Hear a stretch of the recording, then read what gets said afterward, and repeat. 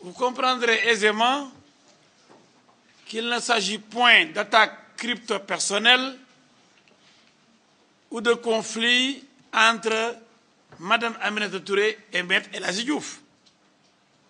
Parce que lorsqu'elle a été interpellée par la presse pour dire ce qu'elle pensait de la procédure pénale qui a été ouverte contre elle, elle a dit qu'elle ne va pas m'élever à la dignité d'interlocuteur. Mon confrère François Serre n'a pas pris l'avion pour venir ici pour s'amuser. Mon confrère Ibrahima Diawara non plus. Nous faisons notre travail d'avocat. Mais comme vous le savez, Madame manque cruellement d'arguments. Comme l'a si bien développé Maître Diawara, au lieu de répondre à Dame Justice, on lui doit, cette belle dame, on lui doit respect et considération. Elle n'a que mépris pour elle, pour la justice. Elle nous dit, et elle dit à vous, la presse, que je ne comparaîtrai pas. Même les élèves de première année de droit, les étudiants de première année de droit, savent que les ministres et premiers ministres sont jugés devant la haute cour de justice. Pourtant, ce sont là les arguments de M. Wade Junior, de ses avocats, Karim Wade. Mais tout le monde sait que Karim Wade est Premier ministre. Et c'était la réponse que Mme Touré lui donnait à Karim Wade. Aujourd'hui, elle-même, elle est rattrapée par cette position. Elle nous dit ensuite, parce qu'elle n'a pas d'argument, que tout ce que j'ai fait, je l'ai fait sous la dictée du chef de l'État. Moi, je n'avais pas de pouvoir. C'est le président Macky Sall qui avait tous les pouvoirs. Donc, allez vous adresser au chef de l'État. Donc, le faux que j'ai fait, il relève du président de la République. Il a même donc, en fait, dénoncé Macky Sall et accusé Macky Sall d'avoir fabriqué le faux. C'est extrêmement grave. Je n'invente rien, je prends à témoin la presse. Cette presse objective. Je ne parle pas de la presse manipulée par les 650 millions de Abdelkader Djili Lo et compagnie consortium de communication, de manipulation, de magouille, de sensibilisation et de transformation des esprits. Nous sommes à l'ère de Big Brother avec les chambres africaines. George Orwell. Oui, on met 650 millions distribués entre 3 cabinets de Abdelkader Lo, celui d'Abdelkader Lo, celui de Red Brody, le faussaire, le colonialiste, le troisième, un cabinet tchadien. Se sont partagés les 650 millions, 1 million d'euros pour la communication. Outre la cellule de communication, dirigée par mon ami Marcel Mendy, et domiciliée aux chambres africaines. Tout ça pour faire ce qu'on appelait à l'époque, le temps de Sékou Touré, du lynchage médiatique. À longueur de journée, il fallait développer la pensée unique, la répétition. Tel président, au nom du président, Mobutu Sese Seko, etc. C'était cette époque-là qu'on a voulu créer et restaurer avec les chambres africaines. Dans de Mobutu, Sékou Touré, etc. Et ils n'ont pas législé sur les moyens. 650 millions. Outre une cellule de communication installée, basée aux chambres africaines, payée, rémunérée, véhiculée. Les chambres africaines, c'est l'affaire, hein, tout le monde est véhiculé. Le carburant, les milliards, les millions.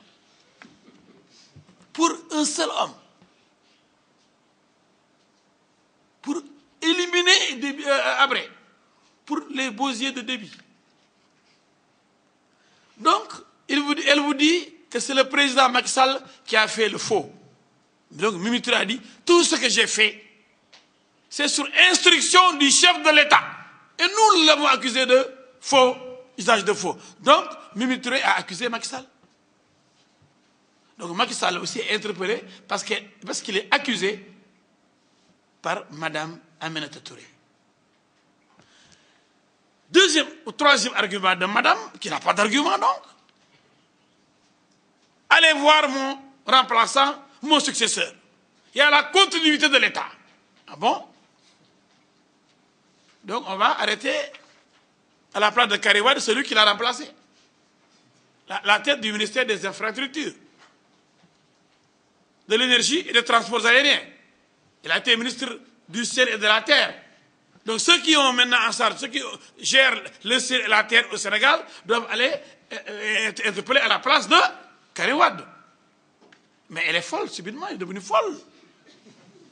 Comment? Parce que je crois qu'elle est intellectuelle. Comment une intellectuelle, je crois que peut-être qu'elle n'a pas volé ses diplômes, si elle en a. Comment peut-on, quand on a un esprit moyen, une intelligence moyenne, dire que non? Mais je vous prends à témoin, vous la presse objective, honnête, courageuse, sérieuse, consciente, respectant sa déontologie. Je vous prends à témoin.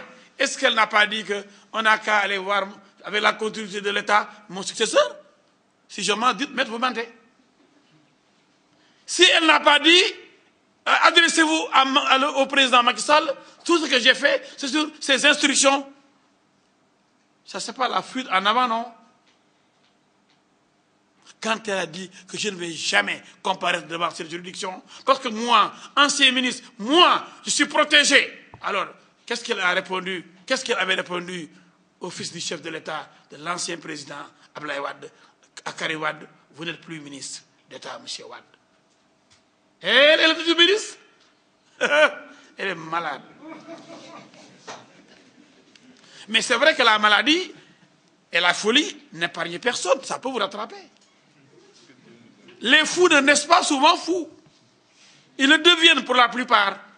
Et parce que nous l'avons appris avec Freud, au niveau de la psychanalyse, avec Jung, avec Adler, avec tous ceux qui ont travaillé sur la psychanalyse, entre le moi, entre le ça et le surmoi, nous avons le moi, le siège de la personnalité. Le ça comme siège des instincts et des pulsions. Le surmoi comme siège de la gendarmerie, de la société, de la police, pour censurer le ça. Il y a donc entre le ça et le surmoi, il y a le moi comme siège de la personnalité. C'est le trait d'union entre le ça et le surmoi. Et quand le ça l'emporte sur le moi, en général, il y a hypertrophie de la personnalité. Et l'être devient fou. Le fou, c'est celui qui est anormal. Celui qui ne respecte plus les normes. Et quand on n'est plus aux normes, quand on sort des normes, on devient anormal. Donc, quand on devient anormal, on peut se déshabiller et marcher nu parce qu'on devient fou. Parce que la société vous demande de vous habiller, mais pour vous, vous dites, je m'en fous de la société, et Mimi Touré se fiche pas mal de la société sénégalaise. Donc elle devient quoi? Elle devient folle. Donc je suis en psychanalyse, hein. Je suis en plein dans la psychanalyse. Ce que j'ai appris, moi, ce que j'ai un peu appris de la psychanalyse. Alors, mais c'est le malaise qui s'est installé à son niveau, c'est la panique qui s'est généralisée. Quand on va accuser le chef de l'État, 1, 2, on accuse les avocats en leur disant, même les étudiants de premier de droit savent pertinemment qu'un ministre, il passe devant la haute cour de justice. Mais elle n'est plus ministre, celle-là. Est-ce qu'elle est ministre toujours? Non, quand même. Quand elle va jusqu'à dire, non, c'est pas moi. Il fallait citer Sidi Kaba devant le tribunal. Il y a la continuité de l'État, oui, mais la responsabilité pénale, elle est personnelle et individuelle. L'État reste, les institutions restent, les hommes passent, et ces hommes-là sont jugés, évalués, sanctionnés ou décorés. L'institution, elle demeure. elle est pérenne. Mais elle est allée jusqu'à penser qu'elle était elle-même une institution. Tellement elle avait des pouvoirs. Ah oui, elle en avait.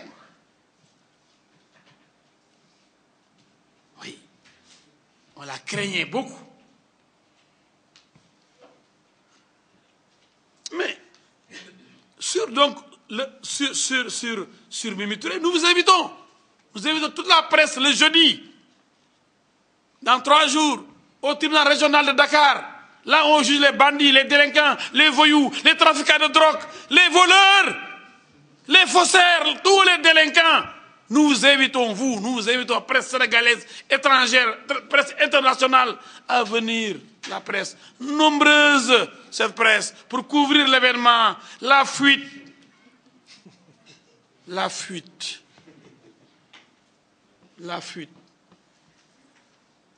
La fuite. La fuite.